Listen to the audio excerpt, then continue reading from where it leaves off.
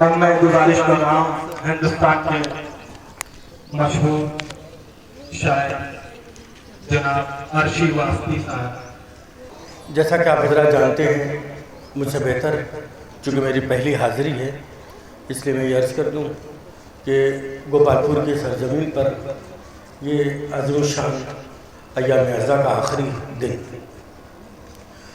जिसके अंदर हिंदुस्तान की मशहूर मारूफ अंजुमनें और खुतबा ज़ाकिरीन शिरकत कर रहे हैं।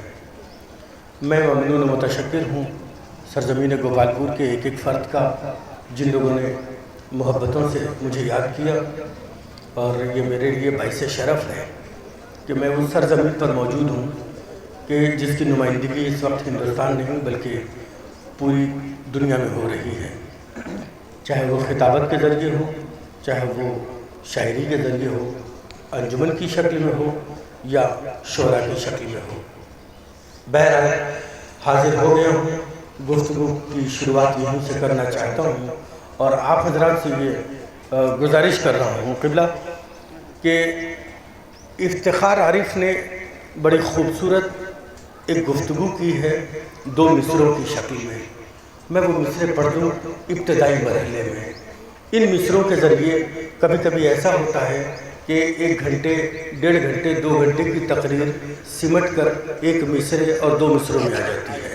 इसलिए मैं अगर एक मतला इफ्तिखार आरिफ का पढ़ दूँ तो उसके अंदर मेरा ख्याल है कि मेरी 1.5 घंटे की गुफ्तगू का माहसल होगा ये मतला। और सच्चा हो तो आप सब बोलिएगा, ज़िक्र अहले बैत में जहाँ फ़ज़ाइल बयान किए जाएँ वहाँ दादो तहसीन में कोताही न हो, जहाँ मसाइब पढ़े जाएँ वहाँ गिरिए में कोई कमी न कीजिए। मैं मिसरा पढ़ रहा हूँ, क़िबला देखिएगा कि हुसैन तुम नहीं रहे, तुम्हारा घर नहीं रहा।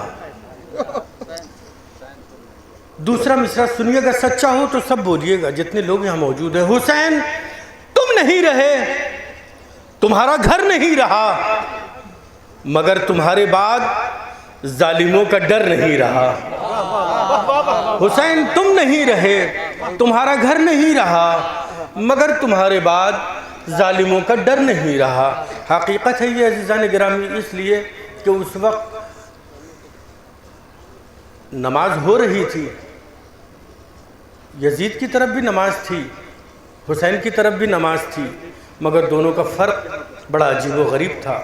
नमाज थी लेकिन मस्जिद हुर्मत मस्जिद नहीं थी, रोज़े थे लेकिन अपने हिसाब से थे, हज थे लेकिन हज के अरकान अपने हिसाब से किए जा रहे थे अज़ीज़ान गिरामी। इसीलिए इफ्तिखार आरिफ ने सारी गुफ्तगू को समेट के ये बात कही है।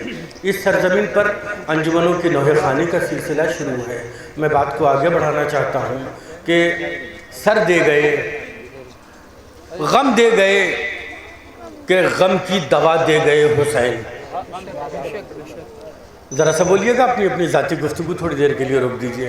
गम दे गए कि गम की दवा दे गए हुसैन, इस्लाम ये बता तुझे क्या दे गए हुसैन, और इस्लाम तेरी आबरू रह जाए इसलिए सर अपना और बहन की रिदा दे गए हुसैन। इस्लाम तेरी आबरू रह जाए इसलिए सर अपना और बहन की रिदा दे गए हुसैन। हमारा दीन, हमारी शरीयत, हमारा मज़हब, हमारा ईमान, हमारा अक़ीदा, 1,24,000 अम्बिया, 313 उलुल अम्र पैगम्बर, 72 शहदाए करबला, 14 मासूमीन, 12 इमाम और पंजतन पाक की फ़हरिस्त पर मुश्तमिल है। मैं ये नहीं कहता कि अगर मज़हब इस्लाम को समझना हो तो 1,24,000 अम्बिया का किरदार पढ़ लो। मैं ये नहीं कहता कि अगर मज़हब इस्लाम को समझना हो तो 313 उलुल अम्र पैगम्बर का कैरेक्टर पढ़ लो। मैं ये नहीं कहता कि अगर मज़हब इस्लाम को समझना हो तो 14 मासूमीन का किरदार पढ़ लो। मैं ये नहीं कहता कि अगर मज़हब इस्लाम को समझना हो तो 72 शहदाए करबला का किरदार पढ़ लो। तो अज़ीज़ान गिरामी, मैं ये अर्ज़ कर रहा था कि मज़हब शबी साहब सुनिएगा, मैं जो बात कहना चाह रहा हूँ ये मेरी अपनी काविश है। मैंने कोशिश करके थोड़ा सा एक सिलसिले को कायम करने की कोशिश की है। किस हद तक कामयाब हूँ ये मोमिनीन गोपालपुर मुझे बता देंगे कि क़िबला मैं कुछ बोल नहीं पाऊँगा जब तक आप उतनी दूर रहेंगे। एक नारे सलावत,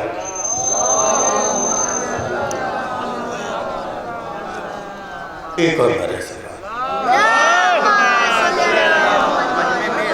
इजाज़त عرض کر رہا تھا کہ اگر مذہب اسلام کو سمجھنا ہو تو ضروری نہیں ہے کہ 313 اولی العزم پیغمبر کا کردار پڑھا جائے. مذہب اسلام کو سمجھنا ہو تو ضروری نہیں ہے کہ 72 شہداء کربلا کا کردار پڑھا جائے. مذہب اسلام کو سمجھنا ہو تو ضروری نہیں ہے کہ 12 امام کا کیریکٹر پڑھا جائے. مذہب اسلام کو سمجھنا ہو تو ضروری نہیں ہے کہ پنجتن پاک کی فہرست پڑھ لی جائے. ہاں یہ ضرور کہتا ہوں کہ اگر مذہب اسلام کو سمجھنا ہو تو پنجتن پاک کی فہرست کی آخری کڑی حسین کو سمجھ لو، انبیاء سمجھ میں آ جائیں گے. حسین کو سمجھ لو، اوصیاء سمجھ میں آ جائیں گے. حسین کو سمجھ لو، معصوم سمجھ میں آ جائیں گے. حسین کو سمجھ لو، امامت سمجھ میں آ جائے گی. حسین کو سمجھ لو، عصمت سمجھ میں آ جائے گی. حسین کو سمجھ لو، شہادت سمجھ میں آ جائے گی. حسین کو سمجھ لو، عبادت سمجھ میں آ جائے گی. یہ ساری کی ساری چیزیں اگر سمجھنی ہو تو ایک حسین کا کردار پڑھ لو، سب کچھ سمجھ میں آ جائے گا. ہے نا؟ میں نے کوئی گفتگو غلط تو نہیں کی. کردار حسین کے اوپر یہ ساری چیزیں مشتمل ہیں. آئیے میں اپنی نثری گفتگو سمیٹ کے میں مصروں کی شکل اختیار کروں کہ اسلام میرے نانا کی محنت کا نام ہے. اسلام میرے نانا کی محنت کا نام ہے. اسلام میرے باپ کی طاقت کا نام ہے. اسلام میری ماں کی بذات کا نام ہے. اسلام میرے بھائی کی دولت کا نام ہے. اسلام میری جان، میرا دل، میرا چین ہے. اسلام ہی کا اسم گرامی حسین ہے. اسلام ہی کا اسم گرامی حسین ہے. اسلام ہی کا اسم گرامی حسین ہے. عزیزان گرامی، وہ حسین جس کے لیے انسان کے ذہن میں اگر یہ بات ہے، کسی کے بھی ذہن میں اگر یہ بات ہے کہ شہادت حسین 10 محرم کو ہوئی، حسین پر سب سے بڑا ظلم 10 محرم کو ہوا، تو میں ان لوگوں کے ذہن سے یہ بات ہٹا دینا چاہتا ہوں. اس لیے کہ حسین کے اوپر صرف 10 محرم کو غم نہیں پڑا. صرف 10 محرم وہ تاریخ نہیں ہے کہ جب حسین کے اوپر ظلم ہوا. صرف 10 محرم وہ نہیں ہے کہ جب حسین کے دل کو دکھایا گیا، بلکہ حسین کے دل کو تو اس وقت دکھایا گیا جس وقت نانا کا مدینہ چھوڑا. عزیزان گرامی، امام حسین علیہ السلام، یہاں بہت سے لوگ ماشاءاللہ ایسے ہوں گے کہ ذریعہ معاش کے لیے کہیں دور رہتے ہوں گے. چونکہ نوحہ پڑھا جانا والا ابھی آپ کے سامنے نوحہ ہوگا، میں چاہتا ہوں کہ نوحے کے ماحول میں آ جائیے. شبی عباس صاحب گوپال پوری پورے ہندوستان میں اس وقت نوحوں کے ذریعے پہچانے جاتے ہیں. ان کے استقبال کے لیے میں چاہتا ہوں تھوڑا سا آنکھوں میں آنسو آ جائے تاکہ نوحے سننے کا حق ادا ہو جائے. میں یہ عرض کر رہا تھا کہ امام حسین علیہ السلام کو جس وقت مدینہ چھوڑا ہے، سب سے زیادہ تکلیف تو اسی وقت ہوئی تھی. اس لیے کہ اسی مدینے میں تو حسین نے، یہاں میں عرض کر رہا تھا کہ جو لوگ یہاں پر اپنے ذریعہ معاش کے لیے اپنے وطن سے دور ہیں، جن کے والدین سلامت ہیں، شہزادی ان کا سایہ قائم رکھیں. جن کے والدین نہیں ہیں، ان لوگوں کا یہ انداز ہوتا ہے کہ جب وطن چھوڑتے ہیں تو قبر پہ جا کے اماں سلام، بابا سلام. یہ ہم لوگوں کا طریقہ ہے نا، یہ ہم لوگوں کا طریقہ ہے. لیکن اس حسین کے دل سے پوچھئے کہ جسے کاندھوں پہ بٹھال کے مدینہ گھمایا گیا، جسے محبت دی گئی، اس حسین سے پوچھئے. روایت کہتی ہے کہ جس وقت مولا حسین قبر رسول پہ آئے ہیں، اس انداز میں آئے ہیں جیسے ایک بادشاہ سے ملنے جاتا ہے. بھائی کی قبر پہ گئے ہیں تو دوڑتے ہوئے گئے، اس انداز میں گئے جیسے ایک دوست سے ملنے جاتا ہے. لیکن جب اپنی ماں کی قبر پہ آئے ہیں،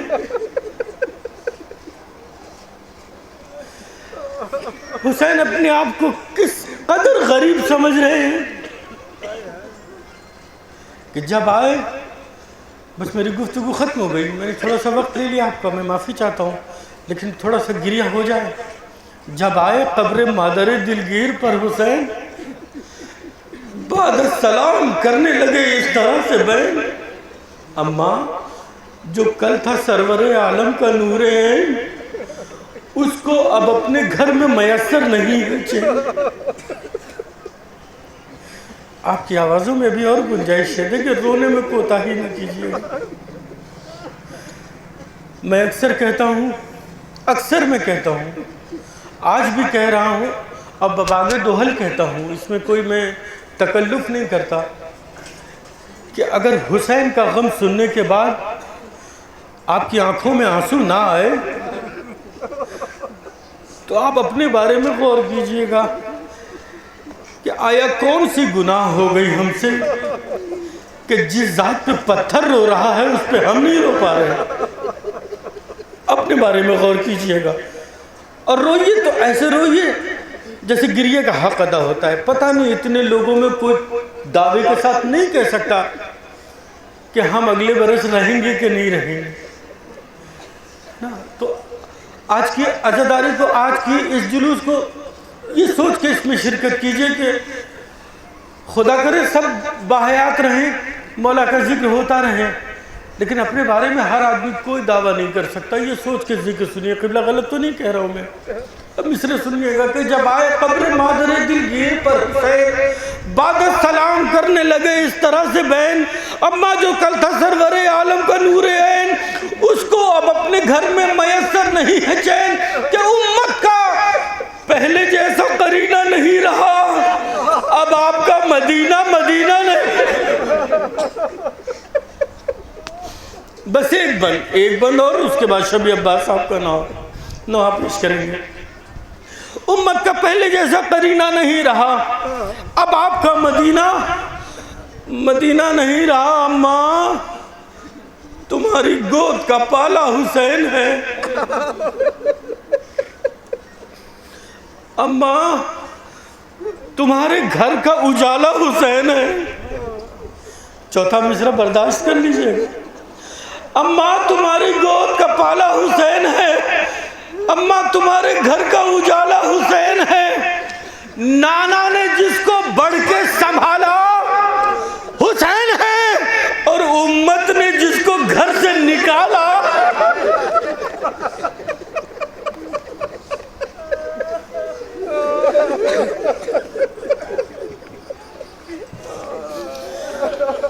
میں بیت پڑھ رہا ہوں، سنیے گا دوستو، بس بیت کی اجازت. کہ اماں تمہارے گھر کا اجالا حسین ہے، اماں تمہاری گود کا پالا حسین ہے، نانا نے جس کو بڑھ کے سنبھالا حسین ہے، اور امت نے جس کو گھر سے نکالا حسین ہے. کہ اب یوں تمہارا لال مدینے سے جائے گا، سب آئیں گے حسین پلٹ کرنا.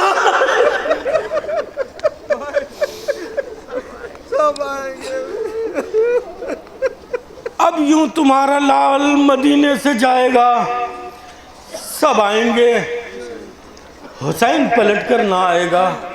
جزاکم اللہ الخیر الجزا. خدا ان آوازوں پر رحمت نازل کرے جو مصائب سید الشہداء سن کے باوز بلند گریہ کرتے ہیں.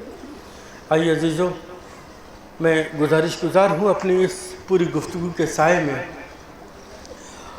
جناب شبیہ عباس صاحب گوپال پوری کی خدمت میں کہ وہ مائک پہ تشریف لائیں اور بارگاہ حسین مظلوم میں نوحہ پیش کریں ماتم حسین. حسین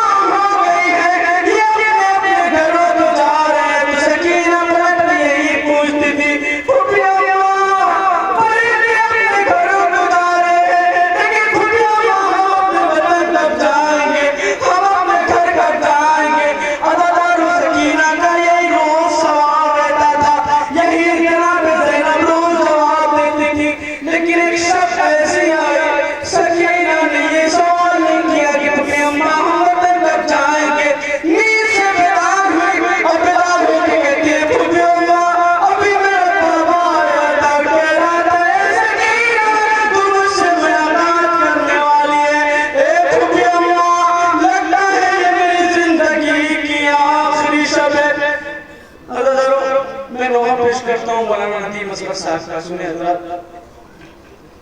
سکینہ نے کہا زندہ میں زینب سے گلے لگ گئے تو بھی میری زندگی کی آخری شب ہے.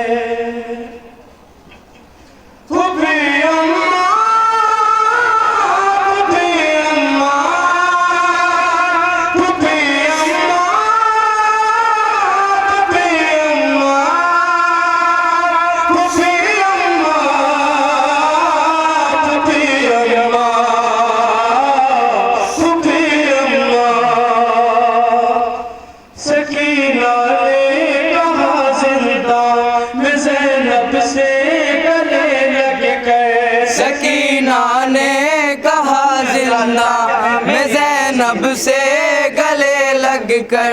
سکینہ نے کہا زندہ میں زینب سے گلے لگ کر.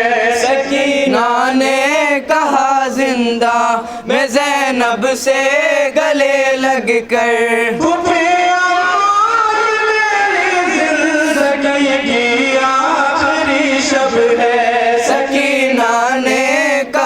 زندہ میں زینب سے گلے لگ کر مدینے جانا پائے گی کبھی بھی آپ کی دختر. میری زندگی کی آخری شب ہے. سکینہ نے کہا زندہ میں زینب سے گلے لگ کر. سکینہ نے کہا زندہ میں زینب سے گلے لگ کر.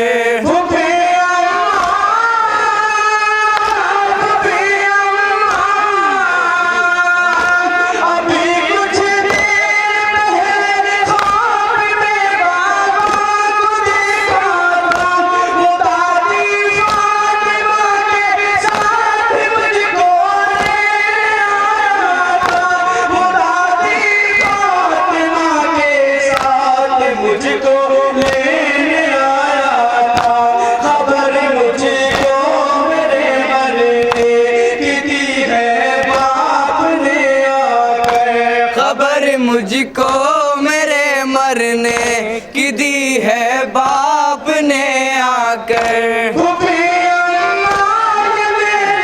زندگی کی آخری شب ہے. سکینہ نے کہا زندہ میں زینب سے گلے لگ کر. سکینہ نے کہا زندہ میں زینب سے گلے لگ کر.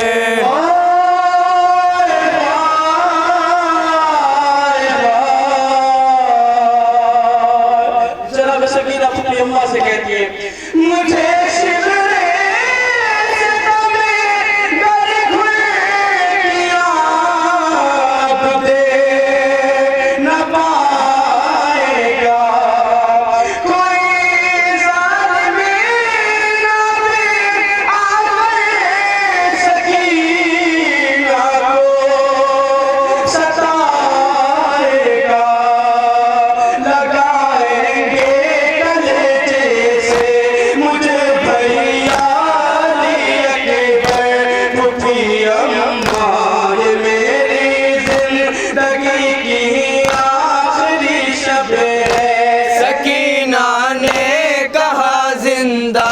میں زینب سے گلے لگ کر. سکینہ نے کہا زندہ میں زینب سے گلے لگ کر.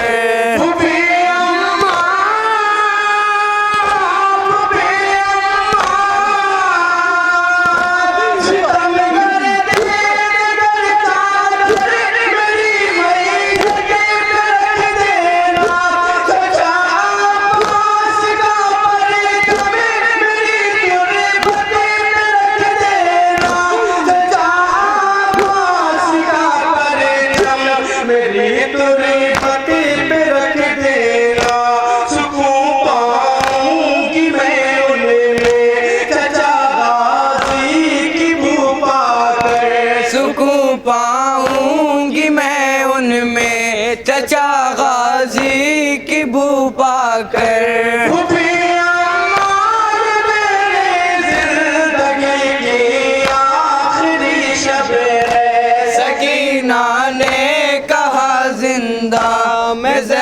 زینب سے گلے لگ کر سکینہ نے کہا زندہ میں زینب سے گلے لگ کر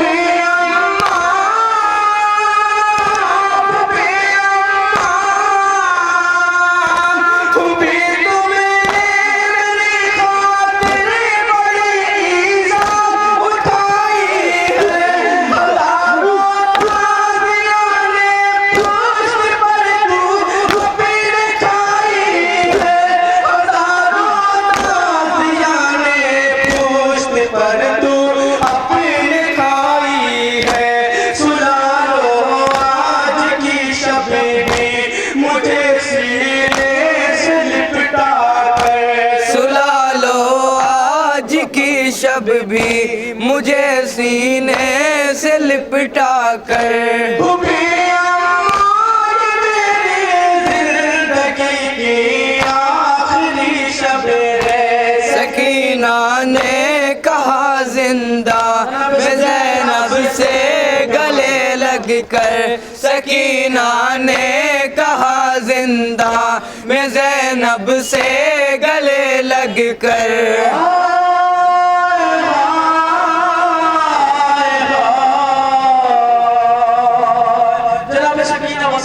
اپنے پھوپھی ماں سے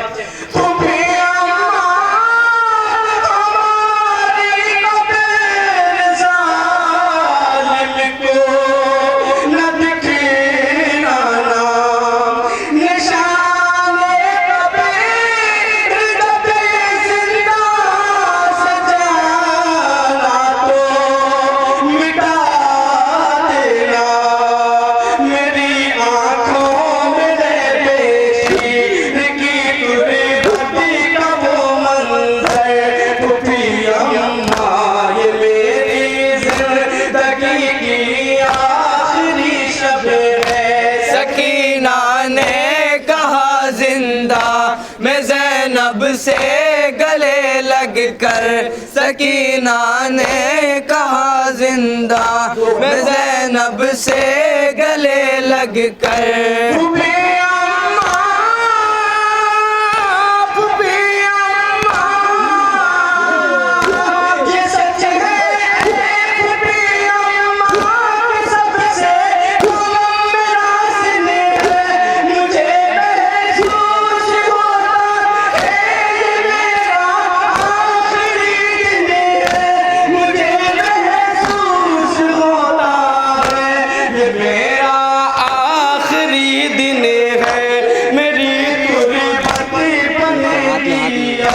اسی زندان کے اندر میری تربت بنے گی بس اسی زندان کے اندر پھوپھی اماں یہ میری زندگی کی آخری شب ہے سکینہ آخری بات نے کہا زندہ میں زینب سے گلے لگ کر سکینہ نے کہا زندہ میں زینب سے گلے لگ کر ہائے ہائے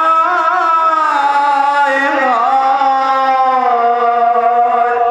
یہ کہتے کہتے باچی سو گئی زینب کے زانوں پر یکایک چونک کر اٹھی تو یہ نوحہ تھا ہونٹوں پر کہاں ہے وہ ابھی بابا کھڑے تھے ہاتھ پھیلا کر پھوپھی اماں یہ میری زندگی کی آخری شب ہے سکینہ نے زندہ میں زینب سے گلے لگ کر سکینہ نے کہا زندہ میں زینب سے گلے لگ کر پھوپھی